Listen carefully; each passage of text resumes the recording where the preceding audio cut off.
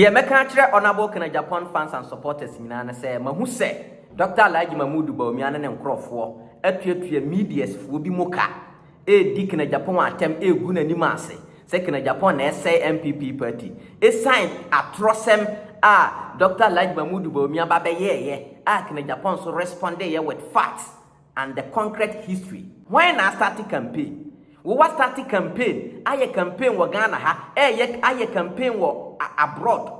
But be on them be our campaign. Na kena Japan so be respond wa. We say kena Japan starting campaign. Campaign no me see yen start you. 2028 campaign no. We ya kena Japan kan ya Dr. Alhaji Mahmood Bawumia no nkrofo no. Mo collapse no. Munya wie. Afi na mo ba be collapse. Me ka kire mo say whenever there is attack on honorable kena Japan, memma wakomantu because of we are for Ken TV. Kase Mr. Brefajane, Mr. Frank Adane wo ho. Omo de fearless ebebreye. Na ye nim kwan ye be fa so ebetime break you omo down. We hold their boss. We control the media. De ye pe ene ye beye. Na se omo amfere ade unsura ade na atentenhu etu omo to. Omo hura treja ene Mr. Frank Adane and Mr. Brefajane Christian. Ye be kire omo bosom ye bedu abrum. Na meka on records MPP for me say moye mistake. Na mo di Dr. Alhaji Mahmood Bawumia be deep party na nima EOCO OSP bechi Dr. Alhaji Mahmood Bawumia tum ene 10th of June menemo e ka say Dr. Alhaji Mahmood Bawumia APM wo EOCO na Frema Opare former chief of staff ne ba ano so ya so ne panchi EOCO na former chief of staff mpo ene ya so ne ba panchi ene chief of staff wa ono so gentoma je adwene ma appointment die ne besie ene MPP fo mo nsori o ene afi na mo ba be sore me mo wakwa aba e de ba we are for Ken TV.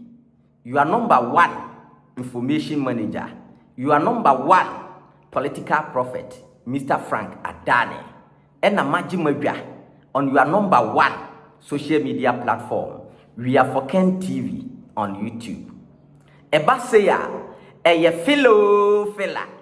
fela nso so na meka obi ni yam hwim na ene feles ya ekura me na me de ba no ano den bo modern say obe subscribe to We Are for Ken TV na wa subscribe we no obe san so share this link to all the media platforms awo isan say ye beji Ghana asi ho said ye omayo omo adwen say omunya nyae boni die na omo be di Ghana boni no yenso so aye do Ghana yetu ye hu asi ho say ye beji Ghana asi ho no ye de nokore beba eno na meka me say se ufi se Mr. Frank Adane me di troa ko siw me na NFLS na me beka no me bobodin ye yensuro.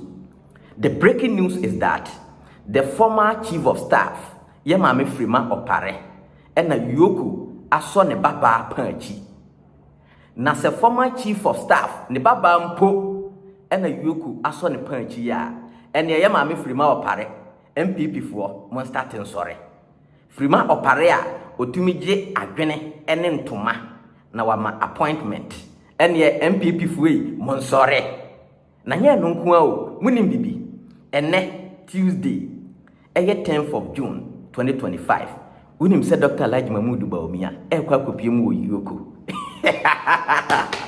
me say ade no ebeye de 2028 ebeye de enunti na abrani abre nyina me ka kire mo se woye MPP ni na wutie mi a se moye mistake na mama Dr. Alhaji Mahmood Bawumia di NPP animu a 2028 elections NPP enya candidate esan se EOCO OSP CID NIB omo be make sure say Dr. Alhaji Mahmood Bawumia obedem na pe information aye toto na no ni nyina kura me wo ha me di ni nyina bebrew enti Dr. Alhaji Mahmood Bawumia wona wo media station for na watuatua sika ma omo a omo didi kana Japan atem egu kana Japan anim ase no enye de ehia nie ena wo ko EOCO ka kira mo se wo ko EOCO ere na omo mpaye mawo na eye den EOCO fo be ye osei EOCO fo be ye osei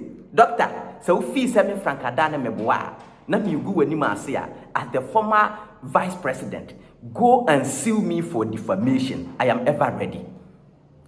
abusuanfoɔ ma memfa mo starte ye ma me Frema Opare me wia na me demo aba besi Dr. Alhaji Mamudu Bawumia na ansa na no ma tete ne mframa mu se Dr. Alhaji Mamudu Bawumia nkrofo se omukoko apai adanya honorable kina Japan explain the history about NPP said the Dr. Alhaji Mamudu Bawumia na ma na o twantro o di atro de kire NPP delegate ene Ghana for ena ken so be respondee with the concrete evidence ena MPP fo bi mo ne Bawumia nkrofo mo sesen mo se mo nti bi da na ade na mo mpe nokre saa na wo de me nka hwe EOCO will solve this problem OSP will solve this problem na mo se mo media platform mo didi atema mo mfa nko EOCO and OSP so me se wo ye kana Japan fan and supporter wo da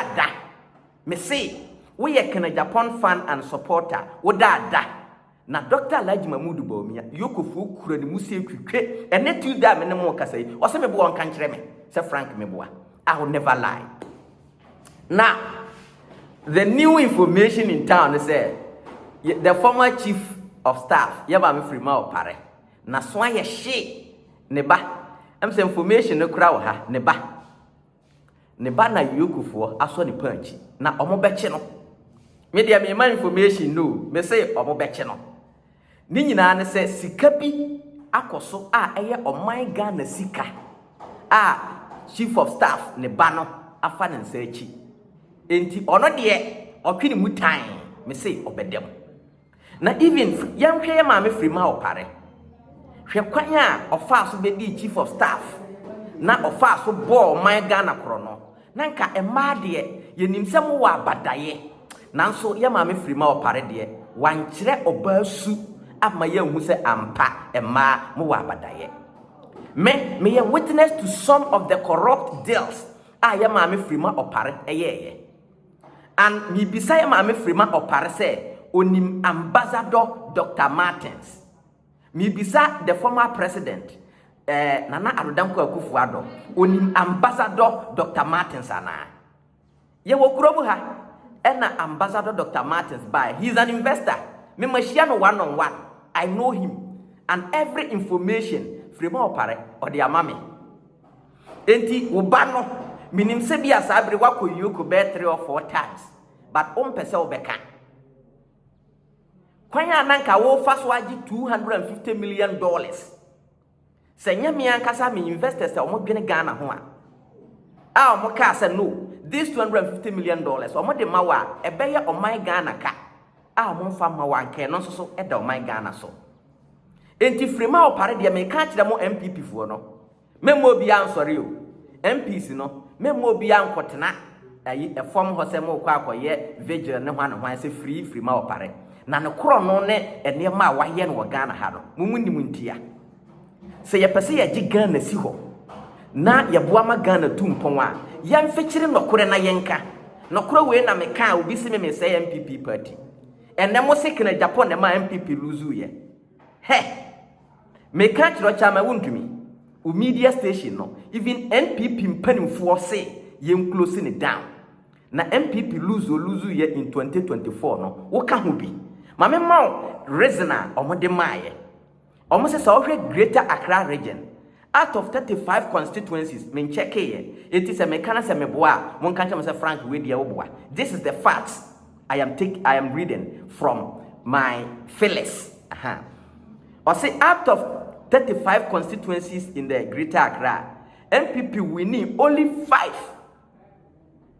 5 as a result of Wuntumi media Wuntumi movement ne omonse huna na omudi no Accra ene Kumase eno omode ye comparison say bra na MPP wo opposition kina Japan media oman nefe Ken City multimedia kwanye omofa so ye campaign edema MPP win both parliamentary and then presidential so the records of Kenya Japan media as compared to Wuntumi media mean to Wuntumi you've done worse and your media station has to be closed down and as at now you are still doing worse it Wuntumi wunima American that is the meeting of NPP mpanimfoɔ bi mo akuku dam opa deme wo deme a mebɔ mu din me si mi nsuro bia o asɛm no kore trodo sɛ de NPP foɔ na ɔmo se ɔmo nhu kwan a me ne Mr. Abrefagya ne yɛfa so adwene a ɔmo adwene no wɔ mu tirim ne yaba bɛka no wɔ abɔnten. And mama set this record obi o wa ɔsen ane Mr. Frank Adane and Mr. Abrefagya Christian Phyllis na mo ma no ɛho hia mu nya na mo na mo sɛ na Japan campaign na ɛbasa mo sɛ party no he me ka kyerɛw bisa MPP mpanimfoɔ no ɔmo ankasa ɔmo nsu ɔmo se ye ha ɔmo because mafia a ɔmo pɛ sɛ ɔmo de mafia kana Japan bia no ye na ye break them down. Wait, me say when we get to the bridge we will cross. What there me body pakro no din me panimpa. The only thing is that nipa na o ka kire me no se me boni din obehu se asimasi we ne kai. So what you say? Enti please don't dare. And ye no yete wa information no e ba se wura.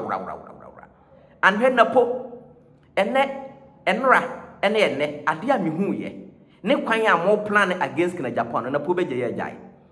Napo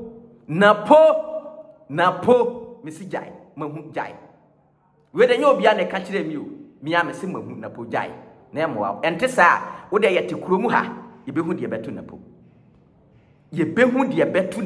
yete kuromu ha na wonim se wontumi media ohene ba enso so ye bepe na ache no ye beche no wonim de ntia the information is that wontumi ene ohene ba grantee interview and I want to make her say the President John Dramani Mahama of Animate Brana na yere eco market or buy na wa ni made mo kai da interview no e ho asem e boboba eno nso so no ye bechi wuntumi asanso ache ohene ba media ohene ba wuntumi ohene ba no yes because on na ye host na nkese nka otenetene wuntumi anase oyi ne hu firi mu se okondolu ye no eni ntina me ka se me Frank Adane asem bia me ka no ha bia no esan no krenti fa me kokot o de me kwa meba.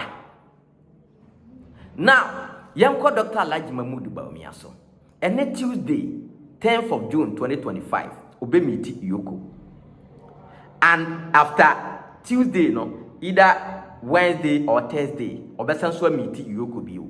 Na Dr. Alhaji Mahmood Bawumia say Friday pa obe meet EOCO ene obeka so yare hwe onko meet EOCO Friday na ye lock no na ye man 200 million Ghana cedi sureties to justify a year na why na be kwa ko beli no na 50 million po e na ye ntimi anya obi an kwa ko beli di na 200 million and ye say Friday pa de la lie. And now most of the EOCO meetings no oye no wo Skype, and EOCO am an benefit of doubt because of say oye the former vice president. It's how EOCO treat him, no, different from how we treat the other politicians. And make on the records, NPP appointees, Mako sa 158. Ena omo ya invite you to EOCO. Omo koba brene abrenyina. Said the na me beka che say omo ye 60 no. Say omo arise from 60 to 158 and still counting, including Dr. Alhaji Mahmood Bawumia. That is the big fish. And President Akufo-Addo, because of the constitution now, as a president unless after 3 years in Intino. Now, or no, or you free. But I hope and I believe, say, they are preparing President Akufo-Addo dockets. And by 2027, 2028, dear, said your money here, John Dramani Mahama, Emma, OSP, investigating, around 2023, 2024. No, the same thing they will do to President Akufo-Addo. This is the inside fella. And the Nanado, get prepared. Now, Dr. Alhaji Mahmood Bawumia say umpeu EOCO for the obetum. Na ebia the ombema sympathy and say won't contest the 2028 elections. Say NPP for mo ye mistake na mo yi Dr. Alhaji Mahmood Bawumia. Me say EOCO for the obetum. Winim die ntia. The deal ana issue or mo kan ho asem e good for oil. That good for oil deals no. Or net the Arabs and the yeah. And even as I am speaking, Dr. Alhaji Mahmood Bawumia does who uni companies na or money or my deal now. And because of say or yeah MPP former running mate ntino enu ntina omo stay cool ama no and make the reason tia Dr. Alhaji Mahmood Bawumia pre gaga say obepese obedi MPP so no say ye yiri free ho na onye presidential candidate biwa sa Arab deal no good for oil no ye beso ni mu twetwe. A classical example is like the Frema MPP former chairman Kofinti said ye na Frema MP Honorable Asiama say answer no be join MPP no just say almost sake the MPP chairman and the MPP chairman no so say waje besia from bank no entimi en9 ne ka enha na again because of say okura position as MPP chairman until the very day ye be yi na free ade so as MPP chairman bia no bank no be ba be dan ne ka until say obe free so as MPP chairman which is the warrant to sika waje na ene SSA MPP for APS sika no ene ne ma honorable kina Japan ene ne ma honorable kina Japan etua that of the 1 million Ghana cedis ema Kofinti ema ne rezane ye. So the same thing the Arabians say ene Dr. Alhaji Mahmood Bawumia enye presidential candidate bio ubeti de besi okurumu ha nti se wo say Dr. Alhaji wayere ne ko ho ntintini ene ne nkrofo eye propaganda eye sika na omo akodi amana bo omo anum na yes anya ne nko na di ye wone nkrofo kuo na omo di na chi no ono omo ne di ye enti omo nim se omo ne sa sika no ana o mamenka asem kirew sika omo hande over to Yewra John Dramani Mahama no sa sika no nanka esese eboro saa. This is inside story o me mesimi nditro nkirew nanka esese eboro saa. But na Dr. Alhaji Mahmood Bawumia ne deal no omo yusu sika no bi enti sa sika no omo yusu ye no nanka esen ko omo di declare kire John Dramani Mahama say okay eye oman no sika ya yusu no se enti se eba back ya eba be ka sika no ho wanka sampa cha wate ase ti said ye wo company na wa use company ni sika for something good so wate ase na wo hand over say wo kire but one kire so that means say sika no it went into somebody's pocket and the sika no mo dey good for oil no ye use oman no sika but the process and other thing no anko oman no ho eno ho da ho eno ho questions na EOCO ebisa Yewra Dr. Alhaji Mahmood Bawumia when it comes to the properties efie ne adan a wasisi ne de a yenyanko ho yes eno de yenyanko ho ene ma ne yere second lady akwai yenyanko ho Samira Bawumia yenko ho EOCO nko ho ene tira me se EOCO ombetwe ne tan na wote se yare fe no to OSPC cream na asem no asem yes because Kronoa akoso as a vice president yenimakatu ya wojie ena when the business bia so the properties na wa acquire no unya no he that is EOCO sawatias so you have to show us your source of fund. That is why you can see say some of these rich persons in the country EOCO has started questioning them for them to prove their source of fund.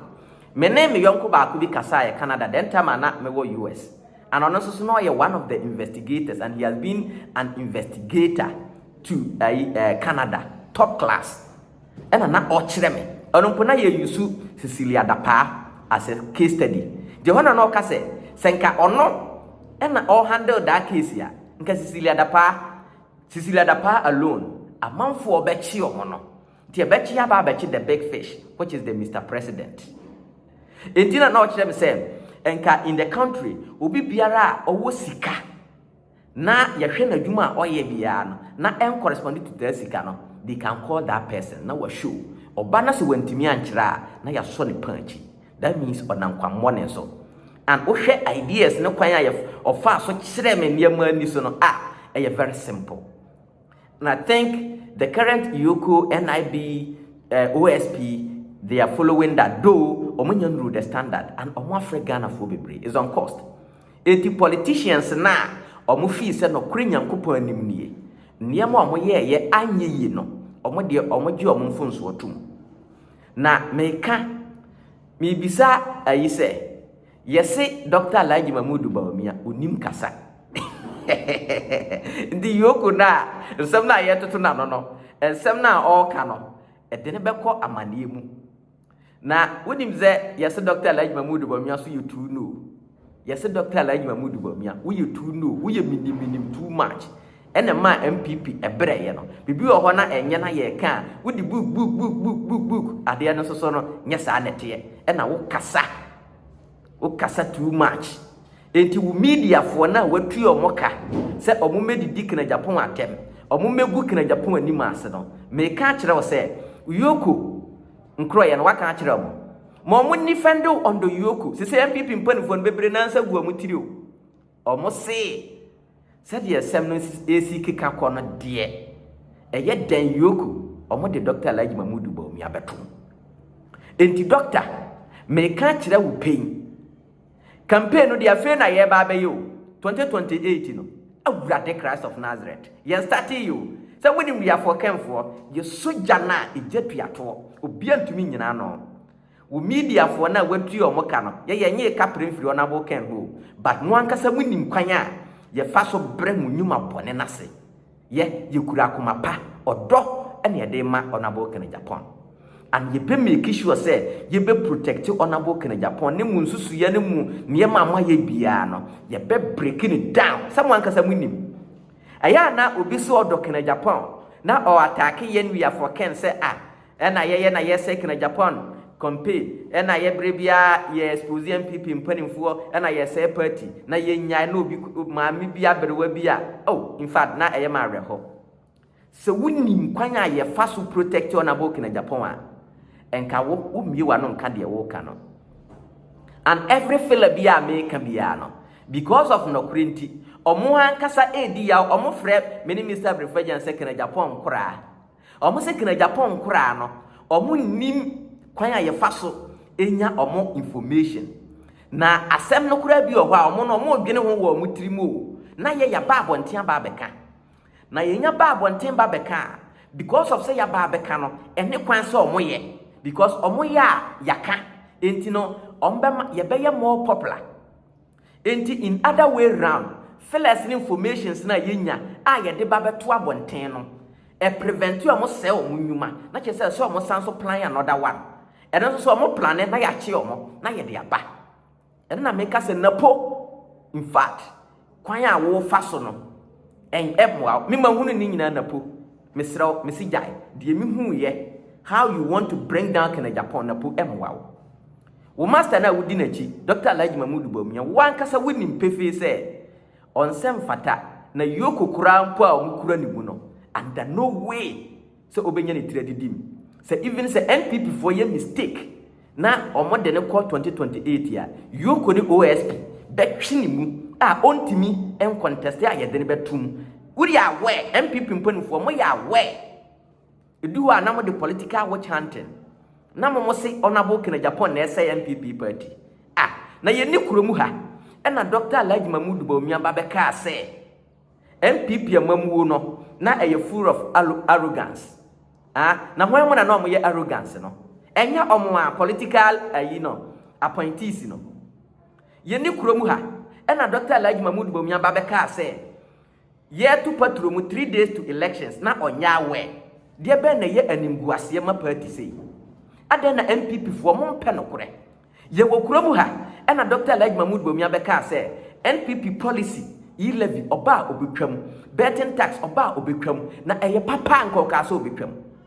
de be na ye animguase se ne sei senke ye ken Japan na gina simpie so ka say policies ya MPP aye se ono ken Japan ba obetwa the policies ni mu a ngasem be na mbeka kire ken Japan na wo Dr. Alhaji Mamudu Bawumia wonim history ukwaje platform twantro say a former president Kufuor had about 2 times and another dan Kufuor about 3 times until you deserve another time what ububa ye tebe now other one ko start him for Adubuahe is the father of MPP in the 4th Republic then tempa na Adubuahe yene hwene na yabosi under Chairman Rollins onumpono because of the party he left the scene for former president Kufuor the young Kufuor Emma Kufuor be taking over under Chairman Rollins. One obey campaign.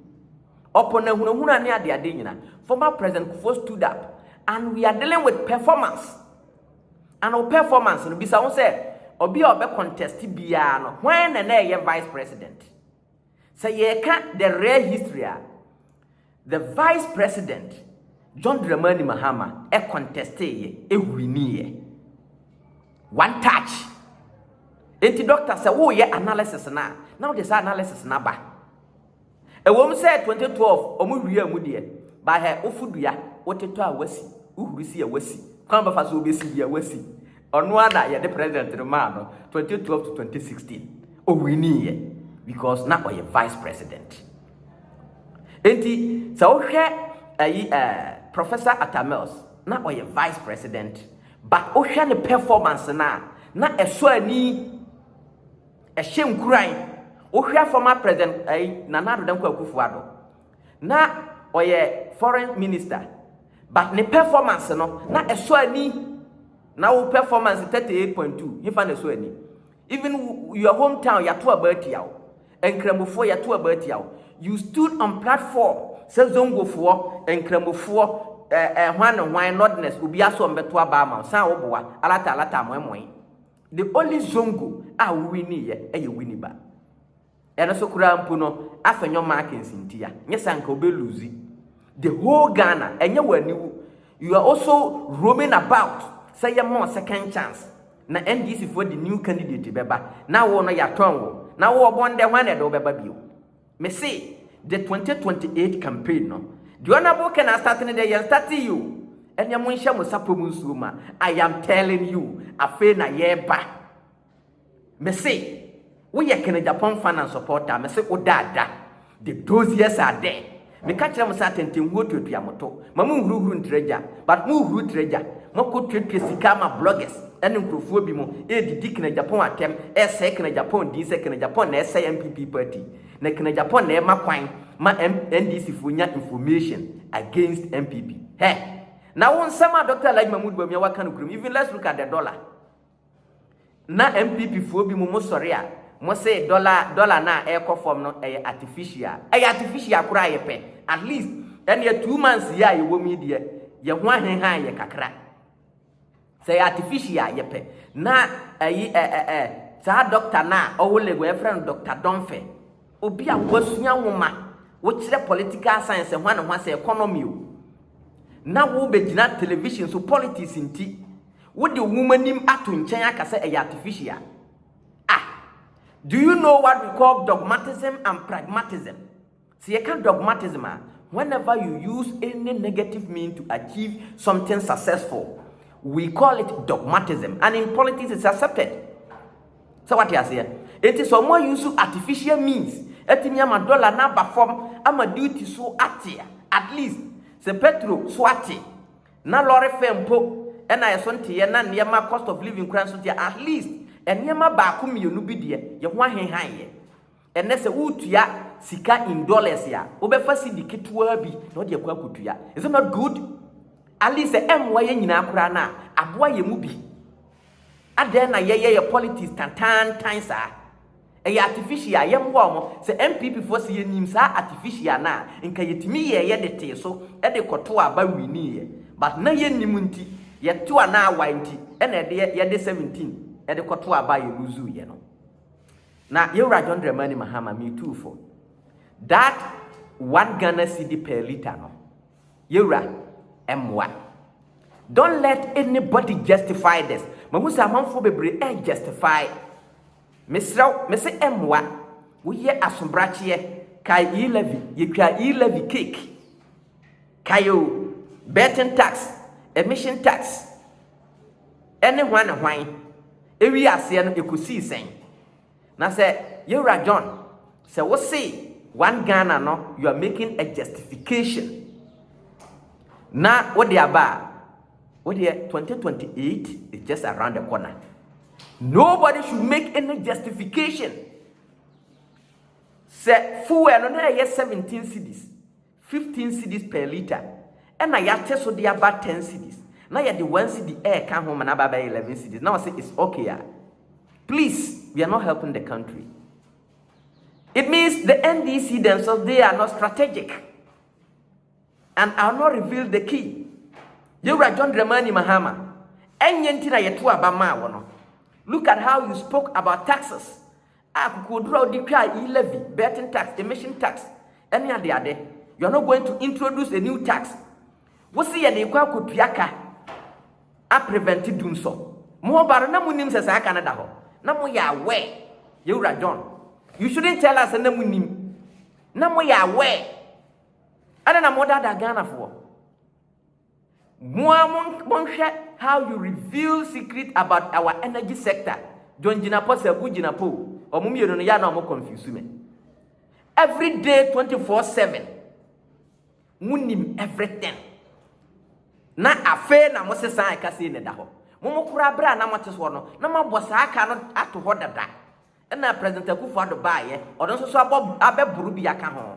Enti mo ba no munim. Mama na da Ghana for. You shouldn't make any justification. That kind of politics MYA. NDC for mu defend no. Munya na MYA emfasa amelde o man. Yemfasa emelde ma ade a enye na enye.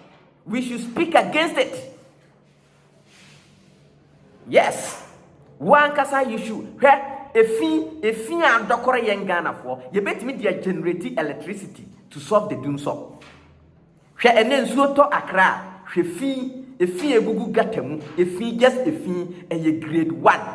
The only thing you want to say, just go for investors. Meme say NDC for Opare, I can give you investor. Our mobile waste management. Our money Ghana ye fee, ye better fee, and ye generate electricity. And they are solve doing so rather than the 1 city tax now, what you pay return. Minim man be your Finland. And that John Dramani Mahama, you are first doing so. Omo ba have a testy Ghana ye fee. And omo ba ye generate electricity. Eya osafo mafo. MPP osafo mafo. And Dr. Bawumia ya. And omo ka kire investor and say, mane mameye, and tesa no so doing so no. Ghana fo be hunu NDC for mobo ato abamo. 2016. Yes, me say asema make be amisuru. Dr. Bawumia is there. Opare challenge me. Honorable Osafo Mafo, the senior minister. Opare Uncle Sue me court. I'm ever ready. Omo ye wie mo si omo ba.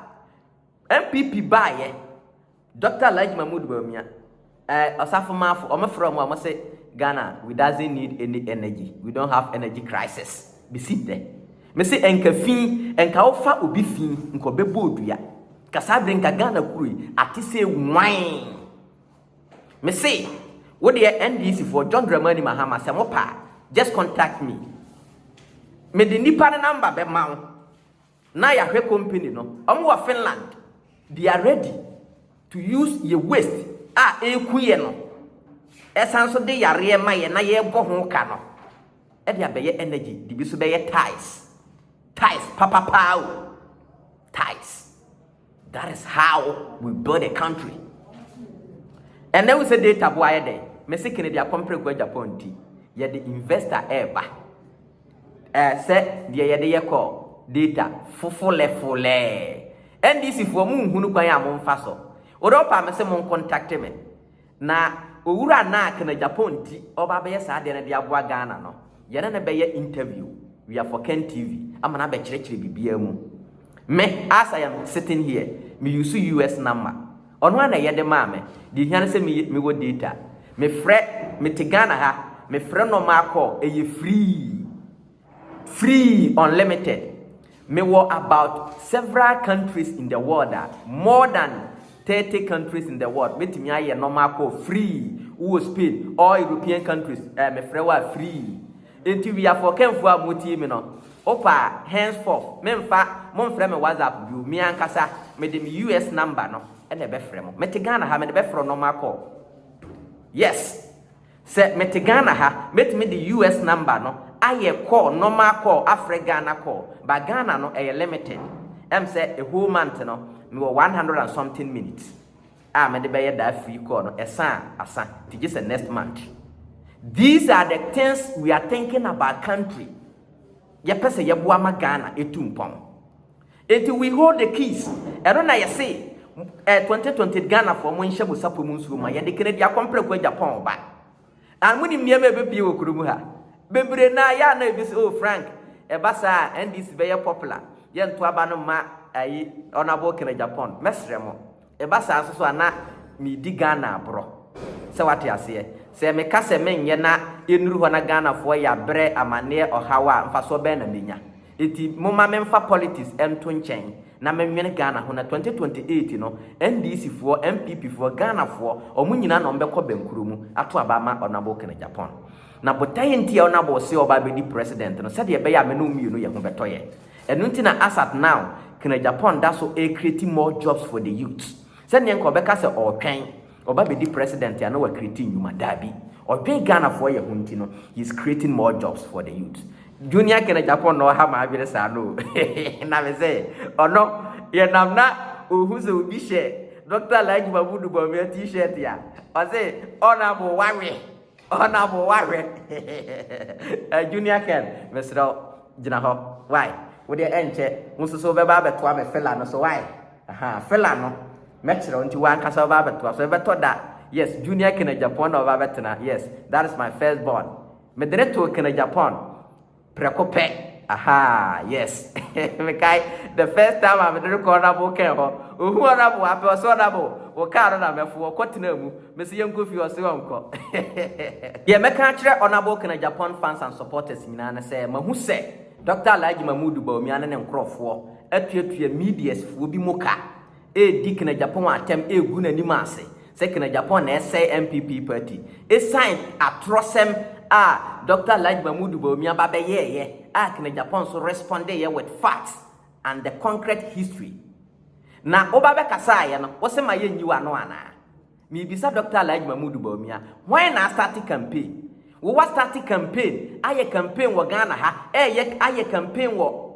abroad ba bia onam bia wo ye campaign na kene Japan so be respond wo se kene Japan start campaign no me se ye start you 2028 campaign no we ya kene Japan kan ya Dr. Alhaji Mamudu Bawumia no nkrofo no mo collapse no munya wie afi na mo ba be collapse me ka kire mo say whenever there is attack on honorable kene Japan memma wakomantu because of we are for Ken TV ka say Mr. Brifajanef Mr. Frank Adane wo ho omo de fearless ebebreye na ye nim kwan ye be fa so ebetime break you omo down we hold their boss we control the media de ye pe ene ye beye na se omo amfere ade unsuru ade na atentenhu etu omoto omo hura treja ene Mr. Frank Adane ene Mr. Brifajan Christian ye be kire omo bosom ye bedu abrom na meka on records MPP for me se mo ye mistake na mo de Dr. Alhaji Mamudu Bawumia be deep party na nima EOCO OSP Bechi Dr. Alhaji Mamudu Bawumia tum